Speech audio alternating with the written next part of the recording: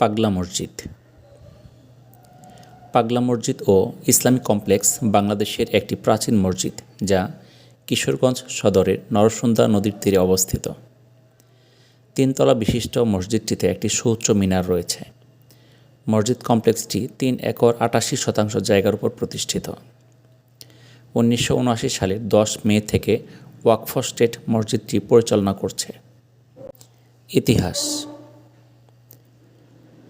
পাগলা মসজিদটি কিশোরগঞ্জ সদর উপজেলার হারুয়া নামক স্থানে নরসুন্দা নদীর তীরে অবস্থিত।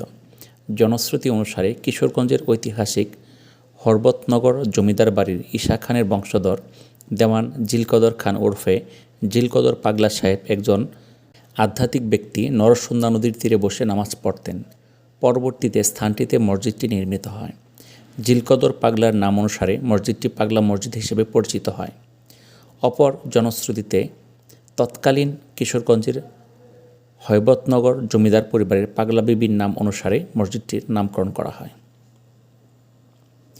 সমাজ কল্যাণ। মসজিদের আয় থেকে বিভিন্ন সেবামূলক খাতসহ জটিল রোগীদের চিকিৎসায় এর অর্থ ব্যয় করা হয়। মসজিদের আয় দিয়ে কোভিড রোগীদের চিকিৎসার জন্য শহীদ সৈয়দ নজরুল ইসলাম মেডিকেল কলেজ হাসপাতালে চিকিৎসা সরঞ্জাম কিনে দেওয়া হয়েছিল। প্রাপ্ত দানের টাকা দিয়ে পাগলা মসজিদ এবং এর অন্তর্ভুক্ত মাদ্রাসা, এতিমখানা ও গোরস্থানের ব্যয় নির্বাহ করা হয়। জেলার বিভিন্ন মসজিদ, মাদ্রাসা, এতিমখানা, গরিব ছাত্র ও দুস্থদের আর্থিক সহায়তা প্রদান করা হয়। মসজিদটিতে আন্তর্জাতিক মানের দৃষ্টিনন্দন ইসলামিক কমপ্লেক্স নির্মাণের উদ্যোগ নেওয়া হয়েছে। নামকরণ হবে পাগলা মসজিদ ইসলামিক কমপ্লেক্স। প্রাথমিক ব্যয় ধরা হয়েছে 115 কোটি টাকা। মসজিদটির নির্মাণ সম্পন্ন হলে 60,000 মুসল্লি একসাথে নামাজ আদায় করতে পারবেন।